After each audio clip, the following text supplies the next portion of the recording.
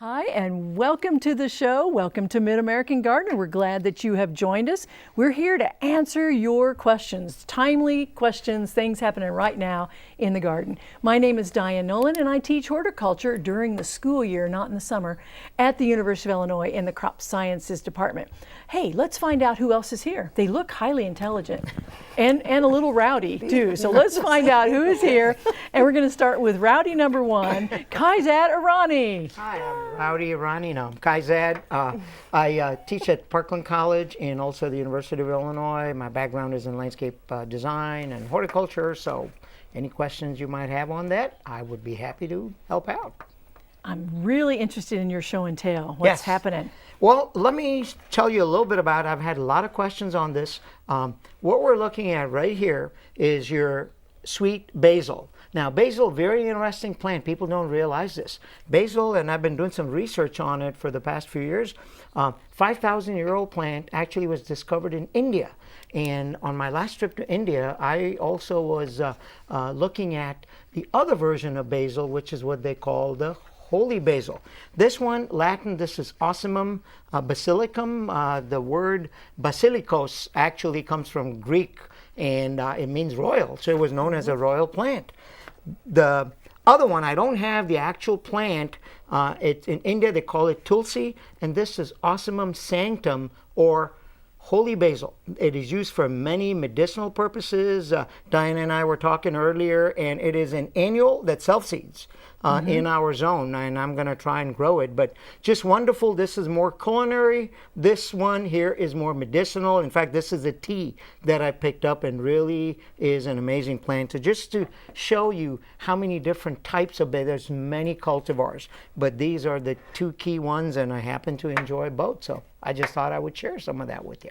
And distinct, lovely fragrances. Yes, in fact, I wish we had smell-o-vision, but we actually went through with the dry basil a very different smell to it, pleasant indeed, as opposed to the sweet basil, or a lot of people like to call it the Italian basil. So both great plants. It's now, basil-y. It's just a little different, but it's a little different. Yeah. And right now I have it growing in with my chamomile, and it's the holy basils come up from seed with the chamomile that's come up and from seed. And actually there is a tea, as you know, chamomile and chamomile lavender, but I've also had chamomile and holy basil, and they just wonderful, very soothing.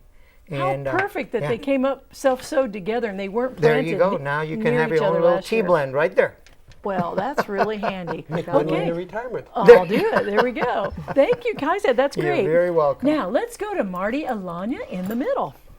Hello, my name is Marty Alanya. I'm a private landscaper. I specialize in just layout and purchasing. I do mostly perennials.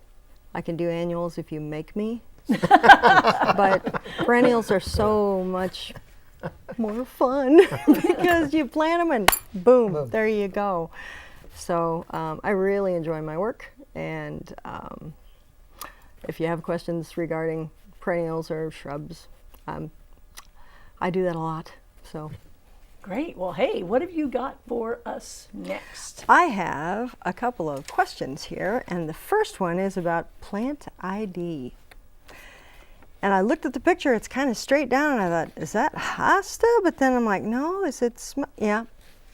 The consensus was, love your show and learn so much from watching. Can you identify this plant? I live in Elgin, and this plant grew in the same spot last summer, and now has come back with some more shoots. Is it a keeper or a loser? Thank you. Kathy, kill it now. This is called Smilax. I don't know if you have a picture of it or not. This is a terrible plant. It's viney, it's spiny, it's tenacious, it is just horrid. Oh, there we are. There's our little friend. That is kind of a downward shot, but this thing will climb and bramble and grow, and you think, oh, that's not too bad. It's bad. It's bad. Kill it now. Cut it off. Paint the stems with Toradon or something and make sure it dies. It's horrible, and it'll creep around and come up other places, and you'll be sad. I love the way there is no way to say What did she just tell us to do? Smilex is bad. It's Yeah, really it's bad. spiny and Whiny. It sounds Whiny, like Dr. yeah. Seuss. yeah. And whiny and brandy Okay. and spiny. Well, I So think there was a little Smilex. Willy Wonka reference earlier, so you But know. the leaves are kind of pretty, but They are. Don't when let I it- first saw it, I thought, gosh, I wonder what, ow. And I'm like, oh my God, I hate this stuff. Yeah. Yeah, kill it, kill From the very it. beginning. No, it's awful. Marty, thank you for being to the point. That's really good. All right, let's go next to David Robson. Hi, I'm David Robson. I'm with the University of Illinois Pesticide Safety Program, also a horticulturalist. Insects, diseases, weeds, I'll probably handle a lot of those. General horticulture questions as well. My area today is the fact that we are now going to start getting hot, dry weather, and that means that some of those dry conditions are going to manifest on our trees and shrubs.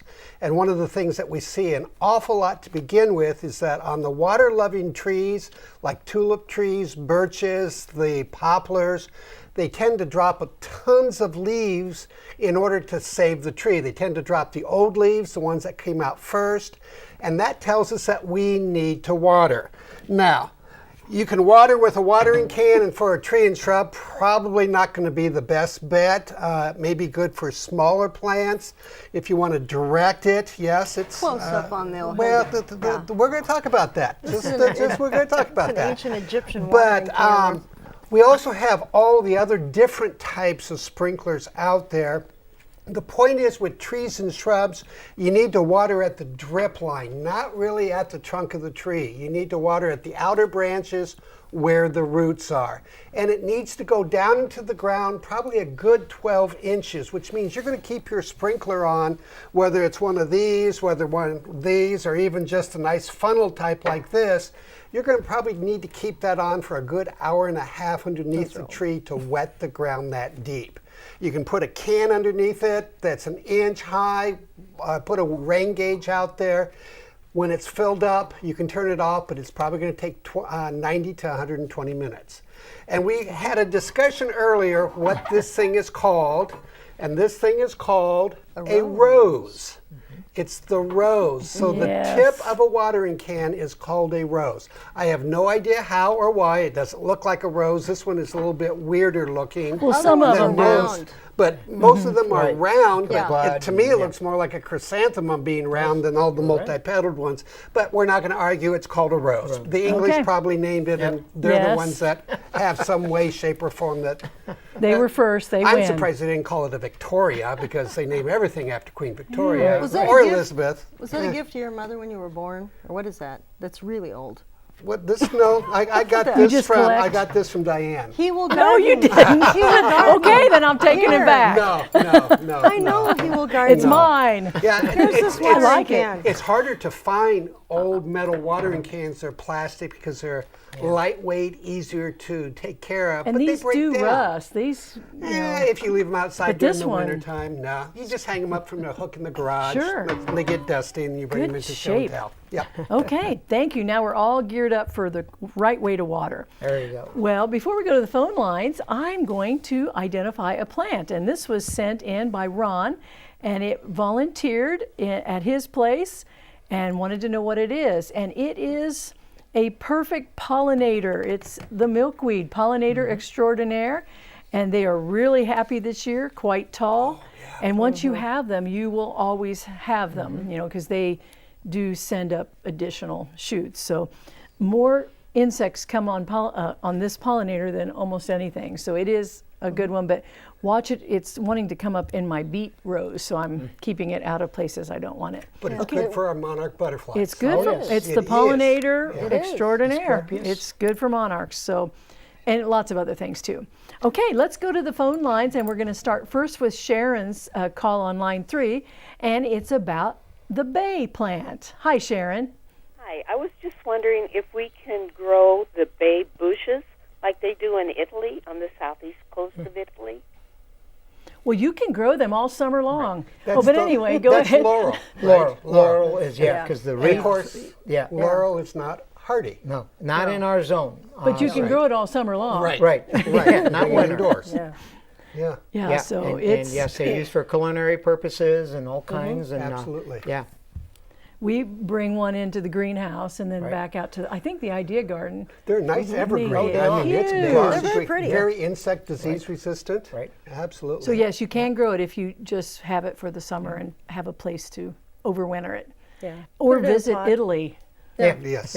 Put it in a pot. And you can you topiary, sink it in the make ground. Topiary, yes. Yeah. Yeah, Marty's got a great idea. Yeah, you can grow it in a pot, and you can sink the pot in the ground or halfway in the ground, or Yeah, you know, great idea. and then you just lift it and Take take it it back in somewhere that's frost free. So Right.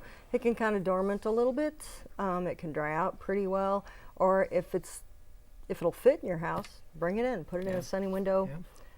Cut back on the water. Anything that comes in over the winter can just vacation for a little while. Okay, so yes, we're encouraging you, but just not in the way that they do it. It's not a landscape winter plant. Yeah, it's a teensy warmer there. Yes, it does. All right, let's go to Peggy's question. This is line 2, and it's about peonies. Hi, Peggy. Hi, Diane. Thanks for taking my call. You're welcome. I have a row of peonies, maybe 10 or 12 plants in a line along my drive that have been there for a good many years and seem to be flourishing. And then the last couple of summers, there's just one section of the bed where the plants seem to be struggling a little bit. And then this year, they are very sort of pale green. Leaves are some of them yellowish green with red sort of red on the tips, and they're kind of spindly. The rest of the plants look okay, so I don't know what's happening in that section. I'll tell you a couple of ideas I have, and then I'll hang up because so I can watch you. I can hear what you say better on the television, but. I did have some bulbs planted near those peonies that I dug last summer, and I tried very hard to avoid damaging the roots of the peonies, so I don't know if that might have been something that happened. And the other possibility I could think of was that it being beside the driveway, that some runoff from the drive, like when we had heavy snow, etc., might have damaged one part of that area and not the rest. But other than that, I don't have any ideas. So I'm going to hang up and then just listen to what you have to say. Okay. All right. Well, I know Marty was going, and then so was David. So Yeah. you can start off, and anyone else jump in. I'm thinking, first of all, it's dry outside. Dry as a popcorn fart. It's dry, okay? And that plant might be a little bit weaker. You said you were digging around it. You can damage a peony root pretty severely, and it'll come back pretty well. But it sounds to me like that was just languishing a little bit. It is also possible, I'm sorry to tell you this, that if you have voles, they'll crawl under there and eat the roots, and that might be the one they're living under. But I'm guessing it's probably just dry. And especially if it's in the middle of the line, it's just gonna be crowded out by the other ones.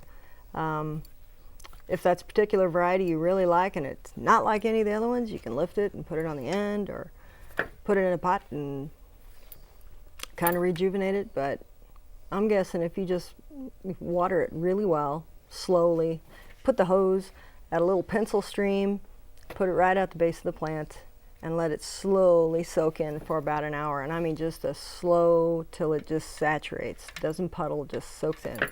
That'll probably improve that peony's life a lot. And even if it continues to look terrible, peony roots only send up a certain number of stalks every year. If the tops that are there die, keep watering it along with the rest of the row and don't assume it's gone, because the root will still start making eyes for next year. So it may just be rusting. All right. Got a thought? Well, when she said it was yellowing, my initial thought was, boy, I wonder what type of driveway. If it's a limestone driveway, and then there may be a pH problem, or there might be a nutrient deficiency of some type. And of course, the soil test will tell her pH. Ooh, soil test, good idea. And if there's any other nutrient problems, that might have an indication. Salt damage is going to be pulling moisture out of the roots. I would think that would almost be across Yeah, the well, whole. and again, Yeah. You want to look at Line. the driveway to see, is Yeah. it straight, is it flat, is And it she can dry? check that out. Yeah. Things along that line. If it's hitting that area, something is occurring in that area. Especially if the leaves Yeah. are yellow and they're still hanging on there. so- Right. Just that Right. one being in the center is kind of odd, but And I would say I'm maybe she wants wondering. maybe wants to dig them up this fall and reset it and make and sure is she doesn't August plant- good? September is Yeah, really the September. right best. Yeah. closer to fall. Little, little cooler, little Yeah. damper. Well, for us. Yeah. Yeah. Right, right, Right. right. All right, so there you go. We have some ideas for you about those peonies. I thought it might just be, crowding out a little bit. But Could be. we'll see. All right. Well, let's go to Kathy's question on line 4, and this is about trumpet vine. Hi, Kathy. Hello. My question is, I moved into a house. We had this trumpet vine that's like a tree, and I cut it off. And this year, I have trumpet vine growing all over my yard. Yes, you Yep. do. Cut them all off and sprayed them to try and kill it off, but it just keeps coming back. And Yeah. Yep. Yes, you I will. was told by someone that I was just going to have to kill the whole grass off or tarp it over, or I don't know what to do. No, They'll still come back. you don't They have will. to. I mean, you cut it off, it's coming back with a vengeance, isn't Yeah. it? Yeah. The root's pretty extensive. You probably need to the ones in the lawn. You're gonna have to get a poison of some Systemic. kind. Yeah. Yeah, you're gonna have to do something. Get a spray for broadleaf weeds, things that kill dandelions and chickweed and that kind of thing, but not grass. So don't use Roundup or it'll kill your whole lawn. Okay, get something like Trimex, something like that. It does broadleaves. Spray it, see how it comes out of the lawn. And the one that you cut off, sprouting back out, poison it. I mean, I'm sorry, if you want to be completely organic, I don't know what you're going to do. You could try Well, some in the bleach, I lawn, guess. she could constantly mow that. I mean, that's going to be the Oh, best. yeah, they still. I know, but they still eventually do it's it, going to get though. the energies down. I'd caution with Trimec when it's starting to get hot. That's, I mean, because it is a dicamba formulation. Yeah. You can get volatilization, and that could drift over to desirable plants. You gotta make sure it's still when you're applying it, and after and water before you do it. And read the label yeah. carefully, because there may Yeah. be temperature restrictions too. Yes, and if you're not familiar with how to do yeah. that, hire somebody to do it. It's just easier for you. It's my biggest weed in my Oh. garden, and it just had come in from yeah, they're blows blooming. never everywhere. planted. Oh, they're pretty. right now, oh my gosh, and the hummingbirds love them. Oh, yeah. So I mean, it's But they'll So strangle anyone some who's- coming on the way it's like out. the Yeah. Smilex. Yep. Yeah. So anyone pondering planting trumpet creeper, because I see it for sale, and I think, Sure. Be ooh, careful. Yeah. be careful. Better have Yep. some room. Yeah. You better Well, have lots of room. I mean, you don't care. it's just really amazing. Oh, it is. Okay, so Resilient. we're sorry we didn't give you better news, Kathy, but Yeah. keep on it. Yeah. Okay, well, let's go to Shira's question. She's on line 3, and it's about Mandevilla. Hi there, Shira. Hi, how are you? Doing great. I was calling about Amanda Villa plant that I just purchased here a couple weeks ago, Good. and it's actually very beautiful. It's a tropical plant, as I understand it, and I was wondering where they actually grow. Where do they actually originate from? I've never heard of one before. I've seen it in several tropical areas. I know Hawaii also grows in parts of Asia. I've seen it in Mexico Yeah, City. yeah, it is. It's so like Costa Rica, it's like it's like a poinsettia or poinsettia. They've literally been brought from warmer climes. I don't know where they're native to, but somewhere I was reading more like also the Fijian Islands. So it's an island plant. It's gorgeous, but yeah, not one of these that'll like the basil. Not Yeah. gonna do well. Yeah. But you can bring them indoors. You sure can. And You it's, sure it's a can. great plant over winter. Yeah. Oh yeah. Oh yeah. But it is very pretty and lots of nice, vibrant colors. Oh, gosh, yeah. absolutely. Foliage yeah. is beautiful. Yes. Looks Yeah, good. it's everything from whoa to real soft, baby pink, And I like striking red, that, beautiful. that you're trying something new. It's kind of fun to Absolutely. try a new thing and then learn about it. Right. unless it's trumpet creeper. So, Yeah, all right. So Or Smilex. or Smilex. That's right. Well, let's take one more call before we do some rounds of emails, and let's go to Dennis's call on line. Oh, there's no line 6. All righty. Well, we won't go to his. Well, shall we go back around and do another email? Another round of emails. All right. Well, I picked out an email from Michaela Tuminello from Oak Park, Illinois, and talked about having a small plot. They'd like to plant a small tree. And you were concerned about in a spot that faces south. What are some of the two? I know, and you mentioned you had a Hakuro Nishiki or Haruo Nishiki. Different, and that did not survive there. For a smaller plant, I know people talk about dogwoods, and the one that I'm personally partial to, I love some of the flowering dogwoods of Cornus, Florida, but the one I have, and I love that, is a pagoda dogwood because of the form, the shape, and the habit. And you can see me doing sort of this little hand hula dance there, but that's to depict how the pagoda actually comes down, the branch structure. That's one option. The other one, an unusual plant, a contorted hazelnut, also known as the devil's walking stick, Harry Lauder's or Henry Yes, Lauder's Henry walking Lauder's stick. walking It's in the stick, yeah. filbert family. And it has these wonderful cascades. There you go. I was just talking about There you those. go. I mean, they're just to me, the true beauty of this plant is in winter Yes. without the foliage. Yes. And being a landscape architect, I do architecture lighting. This is a plant that you can uplight because just the branch structure is phenomenal, even with snow on it. Just a wonderful. So 2 different options and something unusual. So there's my 2 cents worth. Excellent. Thanks for your 2 cents. All right. Okay, Marty. Oh, hey, here's a question about something I don't want to poison. Seems like I was killing things the Yes, whole show stop today. Peg writes in that she has moonflower vine and cannas, and they didn't bloom very early. So we were talking about it here, and I don't know of anything you can do to get them to bloom earlier once you put them in the ground. You can encourage them to bloom more by giving them a high phosphorus fertilizer. Phosphorus has 3 numbers on it: nitrogen, phosphorus, potash. Then when the number in the middle is higher, it usually says something like blooming. For blooming plants, you get a little more flowers that way. But you can also start these seeds and the cannas in pots earlier when it's too cold to put them outside. And if you plant a little bit more mature plant, they'll bloom a little sooner in your yard. So there you go. Good Go tips. nuts. Okay. All right. David. Okay, mine is from Jean, and she has a white double de Colbert rose. She says it blooms from May to June, just covered with the fragrant flowers.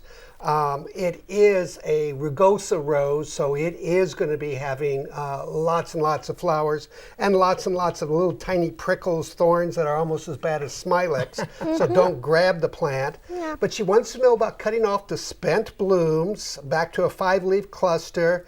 And then also they're arcing over close to the ground. Does she need to support them? And she's hesitant to trim them back.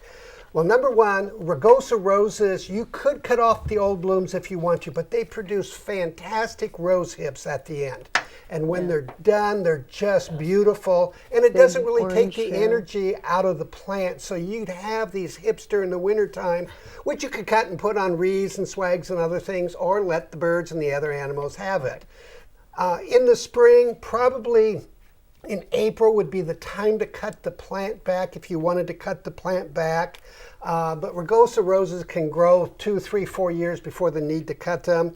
And if they are arching over to the ground, that's just the natural habit of the plant. If you don't like it, trim some of the ends, but they're probably going to keep growing and coming close to the ground. But make sure you have good leather gloves on when you cut that plant, because there are those prickles on it that are just going to cut your arm.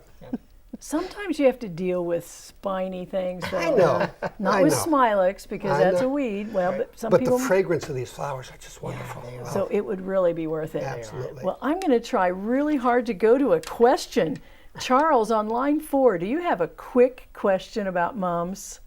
Yes, I do. Well, wonderful. What is it? Well, it used to be you had perennials were the mums. Yes. Well, What have they done to them to make them annuals now that they won't overwinter and keep on coming back? Excellent question. You got to plant them earlier. You got to plant them. Don't plant them in the fall. Plant them in the spring. Places offer them, but they're like in a pot this big, and they're only this, and they don't What have they any call flowers. greenhouse or yeah, hot and house. nobody even looks at them because they're looking Right. at all the annuals that are blooming. Plant them earlier. Right. Mulch them well. And the lower, the shorter the pot, they have a shallower root system, hence you do not see them overwinter. I mean, there are hardy mums. If you like mums, there's also asters in the aster family. I mean, they kind of give you some of the same flower power, so there's Okay, options. I'm going to jump in. That was All right. excellent answering quickly. Well, thank you folks for watching. Thanks for being here. We'll see you next week. Bye-bye. Sorry, we're out of time.